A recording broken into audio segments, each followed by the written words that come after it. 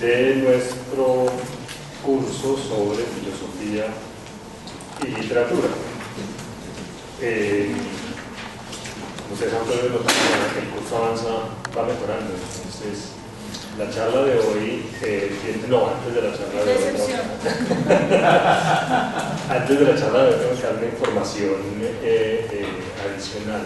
Por favor, cuando termine la charla, ustedes deben entregar esta evaluación que están llenando o que llenaron, entregársela a Yuki o a ti. Sí. ¿Cómo es su nombre? Julián. Julián. Entonces deben entregársela a Julián. Ahora sí, continuamos con la presentación. Ángela Uribe es, bueno, ustedes la han notado, una de las responsables y una de las coordinadoras de esta serie de charlas, profesora del Departamento de Filosofía, hizo la maestría en filosofía aquí e hizo un doctorado en filosofía en la Universidad de Antioquia. Su trabajo ha girado alrededor del problema del mal, lo cual es un asunto muy interesante, y ha incorporado también ese trabajo, pues, reflexiones o más bien como citas y juegos con textos literarios, pero también textos de otra procedencia. Entonces, bueno, los dejo con Ángela y que disfruten la charla. Gracias. Yo me voy a tomar la libertad de leer el texto que tengo.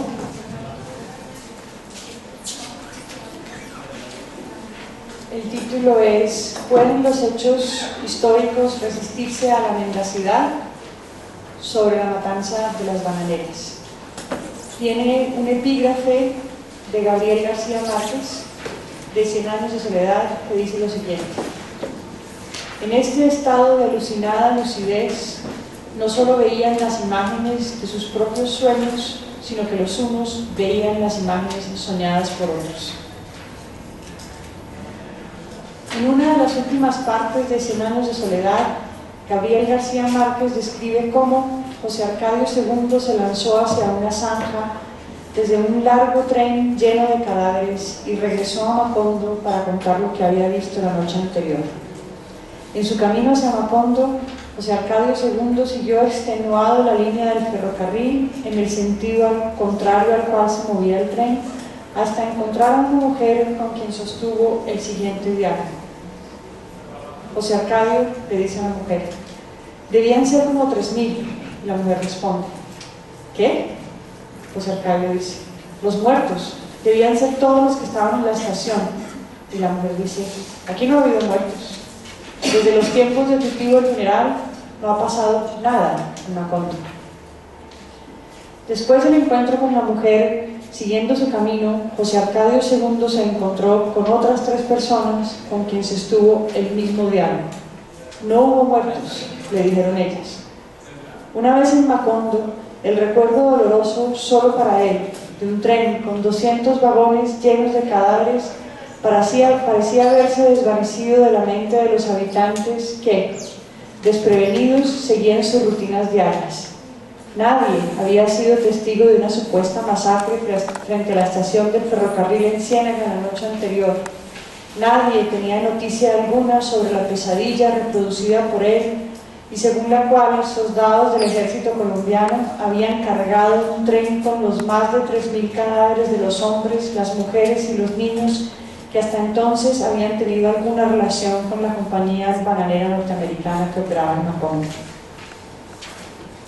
Sin embargo, pasados varios años, el hijo de José Arcadio II, Aureliano, reproduciría con una precisión terca y convincente el relato de su padre, según el cual soldados del ejército colombiano, al mando del general Carlos Cortés Vargas, llevaron a cabo la descomunal masacre.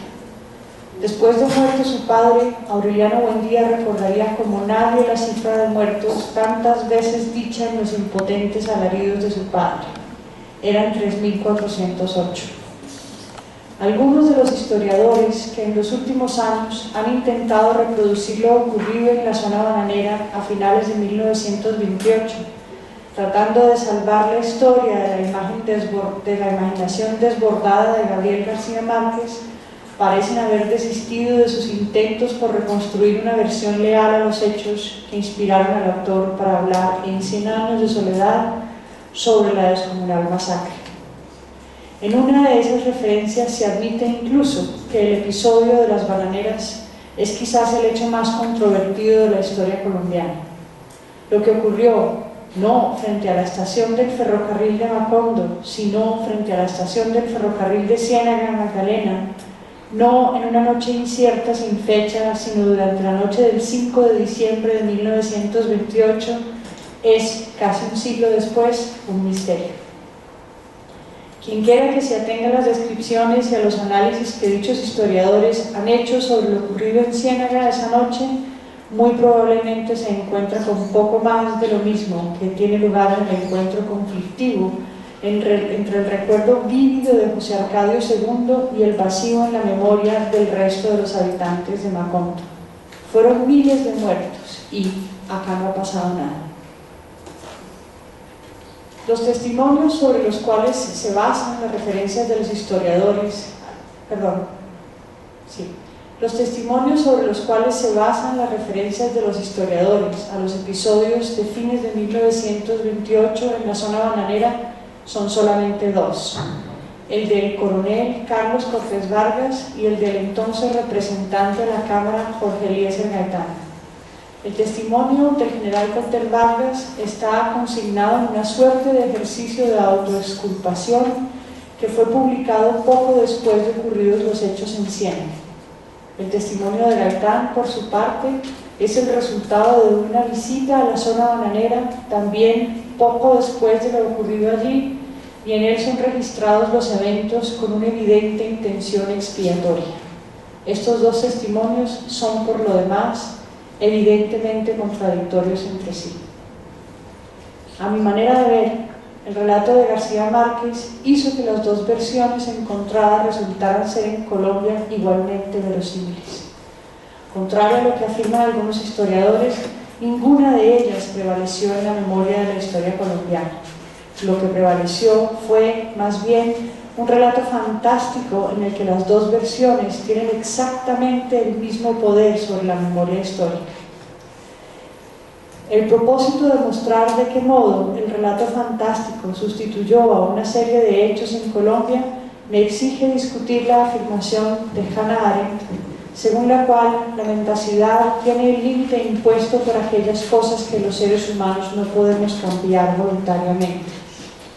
El hecho de que haya en la memoria colectiva colombiana un lugar protagónico para la ficción en lo que hoy se puede decir sobre la matanza de las bananeras es, a mi modo de ver, la consecuencia de que los seres humanos podemos cambiar voluntariamente cualquier hecho histórico que sea conocido solo a través de testimonios escritos o hablados. El 3 de septiembre de 1929, el representante de la Cámara Colombiana de Diputados, Jorge Eliezer Gaitán, abrió en esa instancia un debate con el propósito de que fueran revisadas los procesos judiciales contra un grupo de militares al mando del general Carlos Cortés Vargas. Según Gaitán, Cortés Vargas y sus soldados habían protagonizado el año anterior en Ciénaga lo que calificó como la página más bochornosa de la historia colombiana. Antes de empezar a mostrar las pruebas que servían en su discurso como evidencias contra el supuesto carácter amañado y tramposo de los procesos a través de los cuales fueron juzgados los militares que actuaron en Ciénaga, advirtió Gaitán lo siguiente, cito a Gaitán: no haré un discurso político, quiero ser sereno porque tengo conciencia de la gravedad de los cargos que aquí voy a formular. No los formularé de palabra, sino con documentos oficiales, documentos rendidos ante los jueces. Cierro cita. La serie de documentos a los que alude Gaitán constan todos de transcripciones de testimonios, el del presbítero, el del dueño de un hotel, el de un juez del municipio de Aracataca y de varios vecinos de los municipios de la zona bananera. y con esos testimonios pretendía él probar varias cosas.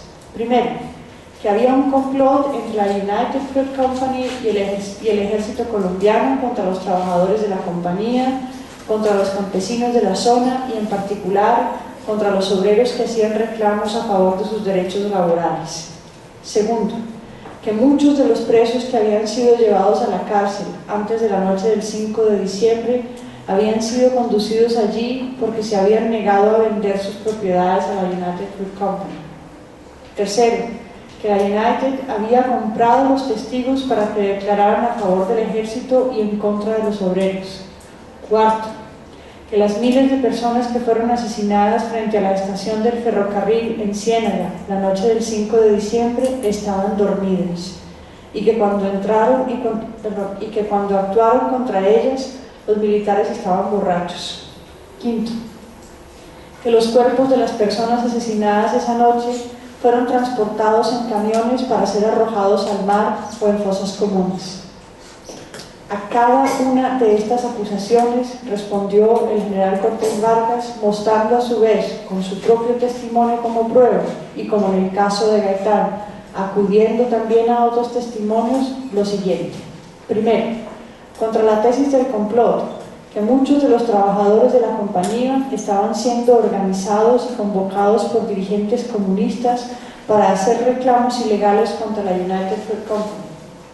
Por lo tanto, que si hubo complot, este fue organizado no por la compañía y por el ejército contra los trabajadores, sino por los sindicalistas de izquierda contra el Estado y el libre derecho a la propiedad. Segundo, contra la tesis de las detenciones ilegales, que si bien la situación de desorden convocada por los dirigentes comunistas era tal que fue preciso llevar a algunos amotinadores a la cárcel, esta medida, antes que una suerte de chantaje contra los trabajadores, como dijo Gaitán, era el resultado de una orden impartida directamente por el entonces ministro de Defensa como la única posible respuesta al peligro inminente de una asonada bolchevique. 3. Contra la tesis de la compra de testigos por parte de la United, sostuvo Cortés Vargas que todos y cada uno de los testigos cumplieron con los requisitos legales para este tipo de procedimientos y que, por el contrario, algunos de los testigos que trajo al debate el representante Gaitán narraron a su manera la fatal ocurrencia. Cuarto, contra la afirmación de Gaitán sobre los miles de asesinos en la estación del ferrocarril de Ciénaga, insistió Cortés Vargas en que no hubo miles de muertos, sino solamente 13 muertos y 19 heridos. La orden de disparar hacia las personas reunidas frente al ferrocarril no se impartió mientras el general estaba borracho, ni contra una multitud inerme, como afirmó Gaitán. Esa orden se dio, por el contrario, muy a pesar del propio general, para disuadir a un grupo de agitadores peligrosamente armados con machetes. Quinto, y por último, contra la afirmación de que los muertos fueron llevados en camiones para ser arrastrados o arrojados al mar, respondió Cortés Vargas afirmando que los pocos cadáveres de los amotinados que murieron cuando las tropas del ejército se dispersaron, junto con los pocos heridos, fueron conducidos a los hospitales vecinos. Las circunstancias sobre el carácter contradictorio de los testimonios de Gaitán y Cortés Vargas, junto con la perplejidad que ella provoca en quienes estamos interesados en lo que dicen, deja un espacio abierto para la sospecha. O tanto Gaitán como Cortés Vargas mienten, o lo hace alguno de los dos. Sumado a este argumento, que apunta apenas a dar razones que fundan una sospecha, recurro a otro tipo de argumentos que buscan probar no la mentira intencional o psicológica en alguno de los hablantes o en los dos, sino el tipo de mentira manifiesta en cierta forma de hablar que delata lo que Hannah Arendt llamó la intención de desembarazarse de los hechos. Según Hannah Arendt, la característica constitutiva de las verdades de hecho es su vulnerabilidad. Que una verdad de hecho sea vulnerable significa que ella no es inherente al hecho con base en el cual se verifica, que ella es, por así decirlo, externa, sujeta a lo que se diga sobre ese hecho. Por su parte, el modo de ser de los hechos, característicamente contingentes, es la consecuencia de que ellos están sometidos a la libertad que tenemos los seres humanos de desear que una parte de la realidad sea distinta a como realmente es, y con ello a la libertad de afirmar, mintiendo, ese deseo. Es de acá de donde deriva justamente la característica de la vulnerabilidad constitutiva de las verdades de hecho. Hay partes de la realidad que no son contingentes y por lo tanto la verdad sobre ellas no depende de lo que se diga. Aquella parte de la realidad que concierne la verdad según la cual 5 más 7 es igual a 12 no necesita de nada externo a ella para ser verificada. La fuerza de un deseo no puede convertir a la proposición 5 más 7 es igual a 12 en la proposición 5 más 7 es igual a 16. No parece difícil, por su parte, que nuestros deseos fuercen a la imaginación hasta convertir voluntariamente ciertos trozos de la realidad, como aquellos que configuran un evento histórico, en lo que no es el caso. Por ejemplo, a fuerza de desear que lo que ocurrió en la estación del ferrocarril de Ciénaga fuera contundente y escandaloso, quien habla sobre ese evento puede muy bien imaginar otra cifra distinta a los 13 muertos reportados por las autoridades. Y por su parte, a fuerza de querer impedir que se conozca una cifra escandalosa sobre la acción de las Fuerzas Armadas del Estado, el detractor de la cifra escandalosa puede insistir sobre el primero de los datos y, en efecto, imaginar que el evento tuvo lugar de un modo conveniente a ese deseo. En términos de Hannah Arendt, la deliberada negación de la verdad fáctica, es decir, la capacidad de mentir y la capacidad de cambiar los hechos, están estrechamente relacionados. Deben su existencia a la misma fuente, la imaginación. Según la cita, por capacidad de mentir, en este contexto, debemos entender la deliberada negación de la verdad fáctica. Lo anterior supone que para saber si cierto conjunto de palabras expresa o no una mentira, no es necesario determinar en qué medida ese conjunto de palabras niega o no lo que la gente piensa que es el caso. Basta con mostrar el modo como las mentiras son la expresión de una forma de negar voluntariamente los hechos históricos. Dado que para Arendt la contingencia es constitutiva de los hechos históricos, para saber si alguien miente o no, debe ser posible determinar en qué medida un hablante se atiene o no a la constitución contingente de los hechos.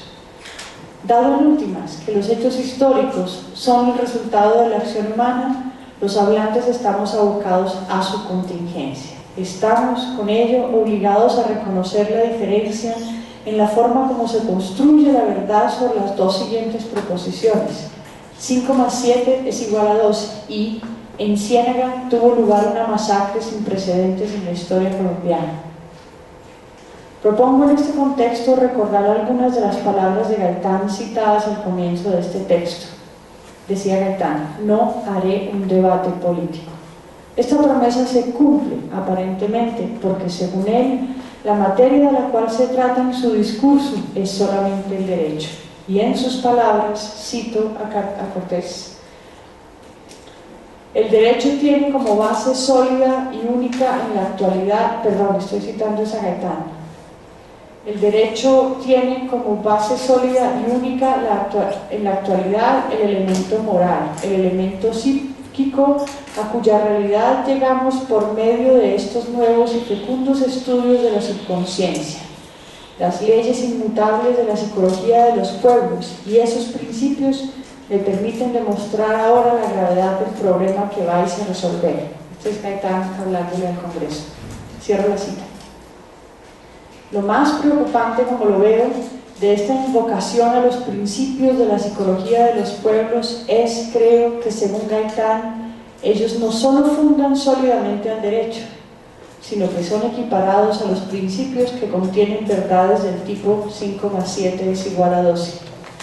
Mi preocupación, así descrita, apunta a la caracterización que hace Arendt de la mentira como una forma de desembarazarse de los hechos y de aquello que los constituye, su contingencia. Dada la referencia que hace Gaitán a la solidez de las leyes inmutables de la psicología de los pueblos, si tuviese yo la oportunidad de hacerle a Gaitán una pregunta sobre su información acerca de lo ocurrido en Ciénaga aquella noche, le diría lo siguiente: quien tiene a su favor el conocimiento sobre las inmutables leyes de la psicología de los pueblos, ¿sabe acaso más sobre lo que ocurrió esa noche en Ciénaga que quien no tiene a su favor ese conocimiento?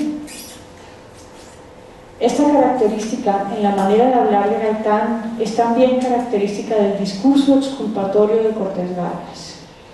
En su propósito de hacer evidente el carácter imperante del conjunto de medidas que según él se vio obligado a tomar en Ciénaga a finales de 1928, el general hace en sus declaraciones reiteradas referencias a la relación entre sus acciones y los decretos que menciona como una relación no mediada, esto es, como una relación no mediada por algún tipo de consideración que respondiera a otra cosa distinta a su investidura militar. Por ejemplo, hacia el final de su relato sobre lo ocurrido frente a la estación del ferrocarril de Ciénaga, después de describir la forma como él mismo estaba a punto de ordenar que se disparara contra las personas reunidas allí, dice él lo siguiente: habíamos cumplido el Código Penal, era menester cumplir la ley y se cumplió. ¡Fuego!, gritamos. Cierro comillas. En las palabras del general llama la atención una reiterada referencia a otro tipo de leyes, distintas a aquellas contenidas en los decretos. Con ellas quiere él hacer alusión a la falta de voluntad en los huelguistas para negociar su pliego de peticiones con la United. Los huelguistas no quisieron entender, por ejemplo, que la negativa de la United a mejorar las condiciones contractuales de sus obreros se ajustaba a la ley irrevocable de la oferta y la demanda. El recurso a la legalidad, evidente en la forma de hablar tanto de Gaitán como de Cortés Vargas, y que según ellos prueba la fidelidad con la que supuestamente se atienen a los hechos, delata, a mi modo de ver, el desdén por la contingencia sobre el que habla para referirse a la mendacidad. Los hechos históricos, en particular, suelen ser impredecibles y en tanto tales son difícilmente subsumibles bajo fórmulas del tipo la ley de la oferta y la demanda, las leyes del subconsciente, un decreto o el Código Penal, etc.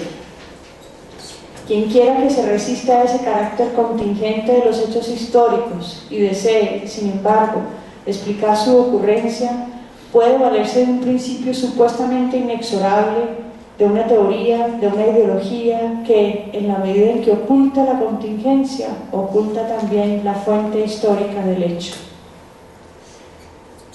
Los rasgos que caracterizan estas formas de hablar remiten, a mi manera de ver, a algunos de los más importantes características de lo que Harry Frankfurt describió como las palabras vanas. Esto también hay un término en inglés para esto que es bullshit. Las palabras vanas son, según la definición de Frankfurt, palabras cuyo sentido no parece interesarle a quien las dice, tanto como sí le interesan los propósitos al servicio de los cuales usa esas palabras. Si se tienen en cuenta algunas de las afirmaciones que hacen Cortés Vargas y Gaitán, bien podría preguntarse el propio Harry Frankfurt, de cara a la historia que he contado acá, ¿sabe acaso Gaitán qué significa realmente ser un mentiroso de esos que en psiquiatría mental se llaman constitucionales? Estoy citando a Gaitán. Cuando para caracterizar a esa forma de ser mentiroso se refiere explícitamente a Cortés Vargas, ¿cómo, en rigor, hacer propia de un ser humano la siguiente descripción? Cito a Gaitán: Cortés Vargas es un ser humano para quien la humanidad no existe, o es un monstruo ebrio de sangre. ¿Sabe acaso Cortés Vargas, por su parte, qué significa ser un enemigo del pueblo? Cuando para hacer referencia a los enemigos del pueblo menciona directamente a los huelguistas de la zona bananera, ¿Sabe él cómo se decide sobre el supuesto carácter axiomático de las leyes de oferta y demanda?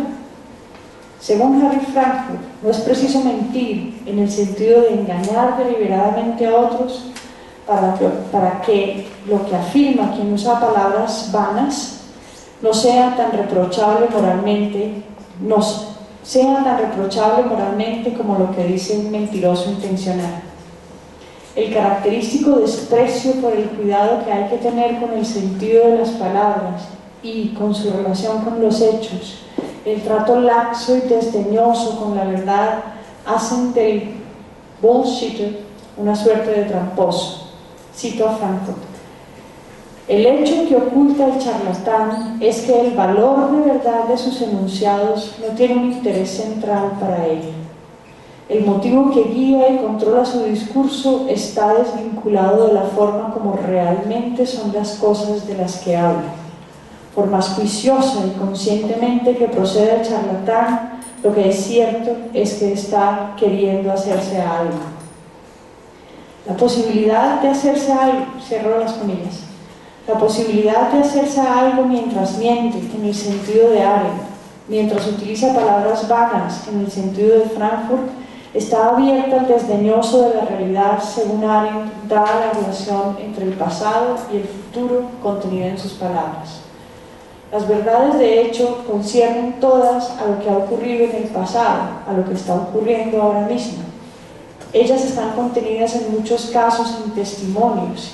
Quien quiera que ponga a las verdades de hecho al servicio de un propósito distinto al de dar a conocer los hechos tal como fueron, no afirma lo que pasó, sino fácilmente pone lo que pasó al servicio de lo que aún puede ser. Según Arendt, el procedimiento a través del cual ocurre esto convierte al mentiroso en una suerte de demiurgo. Los hechos del pasado son llevados por él a un estado en el que solo pueden aparecer si son futuros, es decir, al estado en el que ellos no nos son dados aún, sino meramente posibles. En términos de Arendt, ni el pasado, que hace referencia a las verdades de hecho, ni el presente, en la medida en que es el producto del pasado, están abiertos a la acción. Solo el futuro lo está. Si el pasado y el presente son tratados como partes del futuro, es decir, si son transformados en su estado previo de potencialidad, entonces el ámbito de lo político es desprovisto de su estabilidad. Tanto como la posibilidad de mentir esté dada por el modo contingente de ser los hechos y por el carácter vulnerable de las verdades de hecho, quien tenga planes con los hechos pasados puede en efecto imponer rasgos de incertidumbre sobre lo que tuvo ya lugar. A favor de aquello que lo esperaría unos años después, a Jorge Eliezer Gaitán era preciso entonces acudir a la explicación según la cual la supuesta matanza de miles de obreros inermes en la zona bananera era el resultado esperable de una macabra alianza entre los intereses norteamericanos y el gobierno conservador que en ese momento estaba en el poder. A Gaitán no le faltaron al parecer razones para exagerar en sus explicaciones. El modo vehemente y exacerbado como ellas se exponen ante la audiencia en la Cámara parece ocultar claros intereses políticos. En efecto, poco tiempo después es evidente la forma como el discurso de Gaitán sirvió para minar la hegemonía conservadora vigente en Colombia desde 1910. El testimonio exculpatorio contenido en la declaración del general Carlos Cortés Vargas no sale mejor librado que el de Gaitán de la sospecha según la cual su manera de hablar deja ver propósitos distintos a los de atenerse a lo que ocurrió en la zona bananera. La explicación que el general Cortés Vargas da sobre lo ocurrido la noche del 5 de diciembre en Ciénaga es claramente consistente, por una parte, con el contexto político del momento y por otra, con la investidura militar del general. Las acciones gubernamentales emprendidas en la zona bananera dejan ver los temores a la creciente oposición contra el conservadurismo en Colombia hacia finales de la década de los 20. Los desórdenes ocasionados por las protestas de los trabajadores contra la United Fruit Company son solo una de las causas de dichos temores. Por su parte, la vehemencia con la que se afirmaba la creencia según la cual una amenaza bolchevique se cernía sobre Colombia sirvió al propósito de que dichos temores parecieran bien justificados. Esta suerte de paranoia es explícita en algunas palabras del general que hacen referencia a las causas de la huelga. En ellas alude él a los dirigentes comunistas, a su condición de enemigos del pueblo. Es más, en el contexto de la descripción que hace el general de los eventos ocurridos en Ciénaga, dice él cosas como: los amotinados se hicieron dueños de la plaza de mercado, la ciudad estaba prácticamente en manos del soviet. La fuerza del lenguaje persuasivo y mendaz que según Arendt acompaña con frecuencia cierta forma de hacer política es para ella limitada. Esto significa que un evento pasado realmente irrelevante públicamente no puede ser compulsivamente negado hasta el punto de quedar por fuera de la memoria histórica. Los artilugios con los que las trampas de las palabras ocultan los hechos tienden a ser contrastados por el carácter pertinaz de las verdades de hecho, por su presencia terca e insistente, en últimas, por aquello que según Arendt los seres humanos no podemos cambiar voluntariamente. Bien sabemos que por más que insistamos no podemos cambiar la verdad de la proposición según la cual 5 más 7 es igual a 12. No es sin embargo a este tipo de verdad racional al que Arendt se refiere cuando afirma su carácter pertinaz y con ello el límite impuesto a nuestra voluntad de mentir.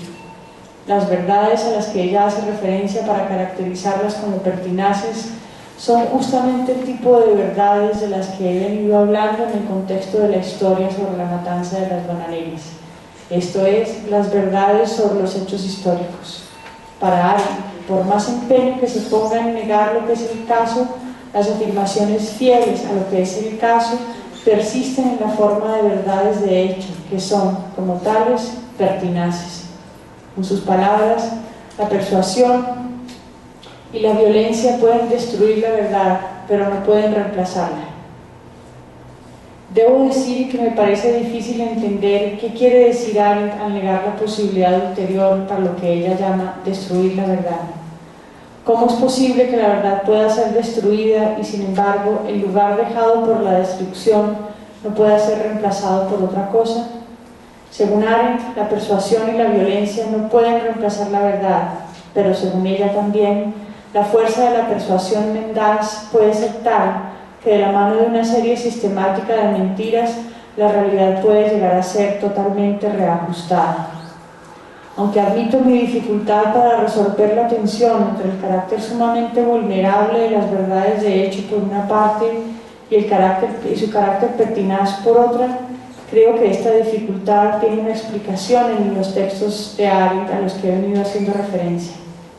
En una de las páginas de su artículo Verdad y Política dice ella lo siguiente: en su terquedad los hechos son superiores al poder. Ellos son menos transitorios que las formaciones de poder. El objeto de la terquedad al que se refiere Arendt por momentos es la verdad, es decir, lo que hemos venido entendiendo hasta ahora como verdades de hecho.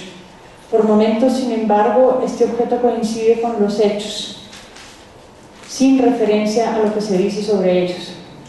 La diferencia entre los hechos y las verdades de hechos es, al parecer, para Arendt evidente y, sin embargo, no es explícita y, por lo tanto, no es tampoco clara. Esto tiene algunas consecuencias. En primer lugar, una vez que las mentiras han desplazado a las verdades de hecho, no sabemos bien qué es en últimas aquello que las protege de ser reemplazadas por algo totalmente distinto de ellas. ¿Se podría decir acaso que las verdades de hecho están protegidas finalmente por los hechos? Sin embargo, dado que en Arendt la diferencia entre verdades de hecho y hechos no es clara, y dado también que, como lo sostiene, las verdades de hecho se constituyen a partir de testimonios, ¿cómo están constituidos por su parte los hechos?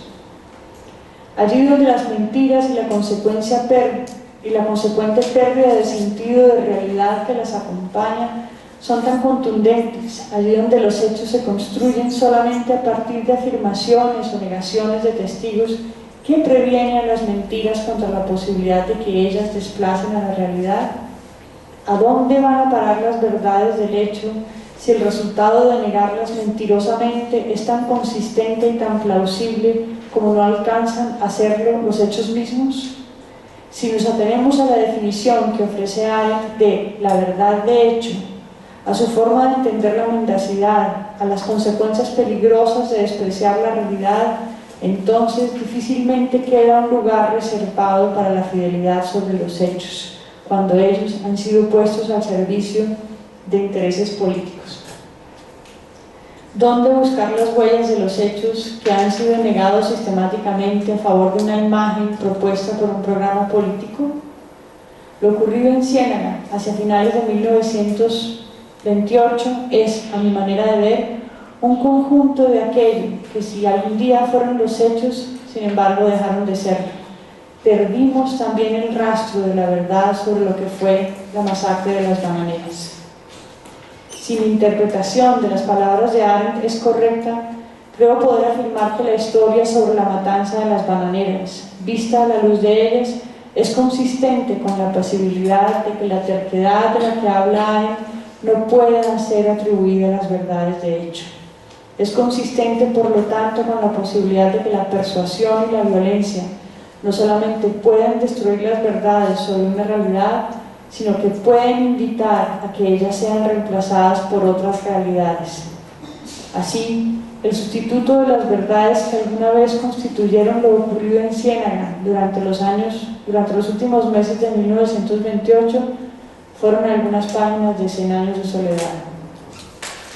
Las segundas intenciones ocultas en la forma de hacer política en Colombia durante los años 20 desplazaron con fuerza las verdades de hecho que acaso se escucharon alguna vez con ocasión de lo ocurrido en Ciénaga.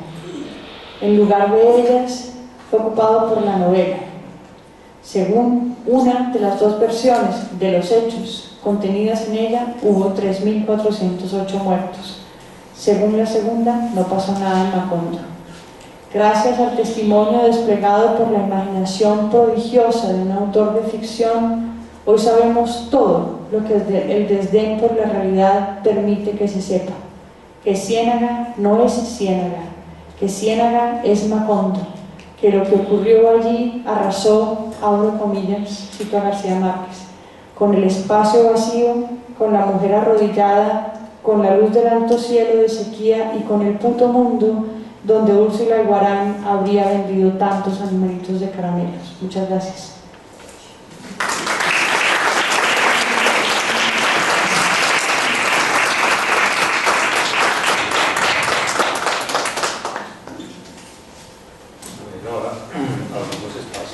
Preguntas, comentarios que tengan ustedes.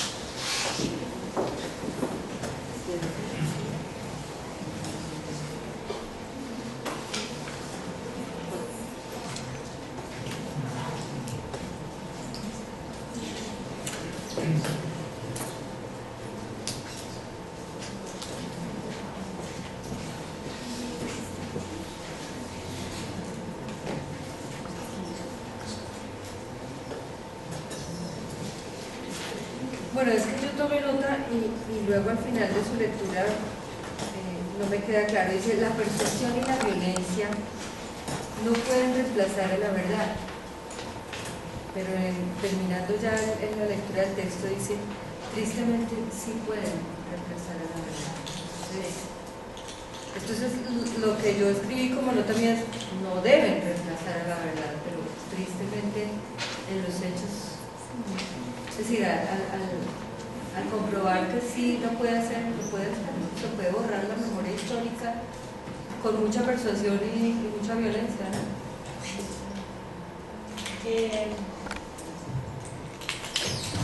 Pues yo discuto en este texto con Hannah Arendt que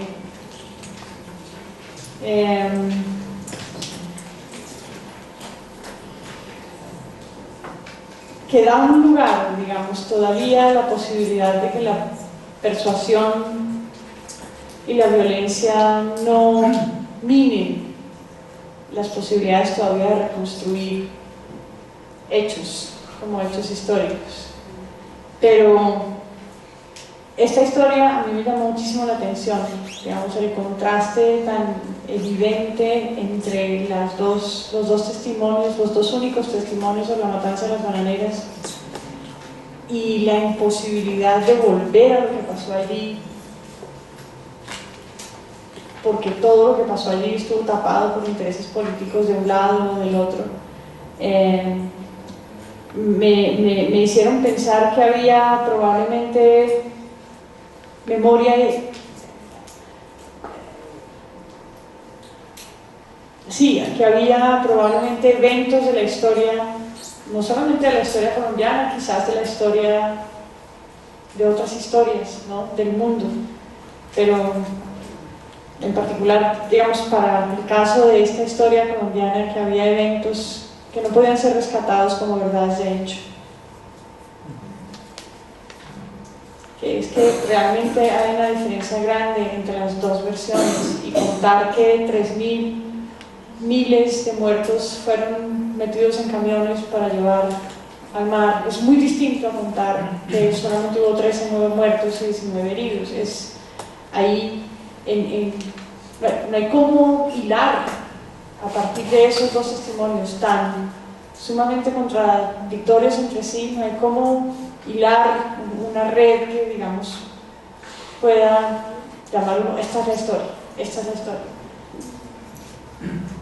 ¿Qué significa para la generación de ahora ese evento tan importante?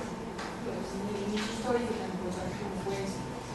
¿Qué significa para las generaciones de ahora? Porque creo que alguien recuerda de eso. Yo no podría responderle a su pregunta. Porque inclusive los mismos transnacionales están agrediendo todavía a la gente, desplazando de los ríos, contaminándoselos, quitándole las oportunidades de ellos de sobrevivir, la explotación de las minas. Claro, pero si usted me pregunta qué significa eso para la generación de ahora, no sabría cómo responder.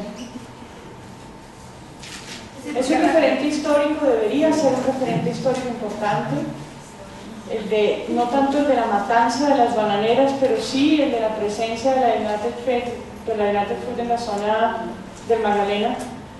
Debería ser un referente histórico importante. No sé si lo es. ¿Alguien quería decir? Yo soy estudiante de Sociología aquí en la universidad y pues me gustaría un poco contestar a esa pregunta. De alguna forma, la masacre de las bananeras marcó el país de una forma increíble, ¿no? Pues a pesar que es bastante desconocido y pues que en una cosa dice, pues en la literatura encontramos que no se sabe con exactitud qué fue lo que pasó, pero es un referente clarísimo respecto a cómo la política del país venía encaminándose en ese momento, respecto a cómo el desarrollo económico fue jugando papeles y cómo interactuaron unos intereses ya viles, puede decirse, crueles, y ver que ahorita por lo menos Pacific Rubiales, que hasta entró a decir no, somos la selección y muchísimas cosas, pues sigue esas lógicas. Entonces sí, de hecho sí, porque los trabajadores a los que se enferman es a los primeros que los votan y sin pensión ni nada de eso. Entonces la masacre de las bananeras es un referente importantísimo. Desde el estudio de la historia, del país, de la sociedad, de la economía, como ahorita para las generaciones actuales, es que yo creo que aquí soy como la más chiquita. Pero es por alguien como usted, porque se pregunta. Sí, por eso mismo es que me atreví de alguna forma a contestarla. Y puedo decir que en lo personal es bastante valioso ver cómo esa experiencia tan triste y tan macabra podemos entrar no solo a hacer un análisis de la sociedad pasada, de la presente, incluso leer cositas de la futura, sino empezarnos a pensar, bueno, ¿qué estamos haciendo como país? Porque esa es en realidad la pregunta, ¿qué estamos haciendo como país y más o menos hacia dónde vamos? Porque una cosa es, digamos, narrar la historia y saber... Pero eso es repetitivo, a mí se me hace que eso es repetitivo, como lo que dice la profesora, que la memoria se va desplazando, o la realidad se va desplazando, en fin. Entonces como que quedamos siempre, la mente está siempre en el blanco para el nuevo evento que venga. Y Y uno pasa y otro pasa. Es que la memoria es un asunto bastante complicado. Pero no se tiene como referencia Yo creo que deberíamos. Yo siento que a la gente del común le va a ir bien. Digamos, en la memoria no solo hay una versión de historia hegemónica que es la que se cuenta, ¿no? En la memoria juegan unos intereses políticos, ¿sí? ¿Qué es lo que queremos contar y qué es lo que no queremos contar? Y no es solo eso, es digamos que con los tiempos actuales hay una invasión de información brutal. A cada rato te están bombardeando con una cosa y otra, no, en tal lado del mundo está pasando esto, en tal otro esto. Y pues uno como persona ya, digamos que en el pasado, no sé, las épocas, las corrientes intelectuales duraban un poquito más y la gente tenía tiempo pues de leérselas, de pensarlas, de analizarlas, pero ahorita tenemos acceso absolutamente a todo y un acceso tan vacío en realidad porque en las personas no está quedando nada. Entonces ese sí es un debate que ahorita se está llevando fuertísimo y desde todos los lados, porque es qué memoria estamos recogiendo cuando en realidad por abarcar mucho no estamos abarcando nada. Pero desde la academia, que es desde donde puedo hablar, puedo decir que la masacre de las Bananeras, y no solo eso, como tal muchos de los sucesos que no se cuentan, pero que sí deberían ser contados, y no solo en la universidad, sino desde el colegio, es un referente importantísimo.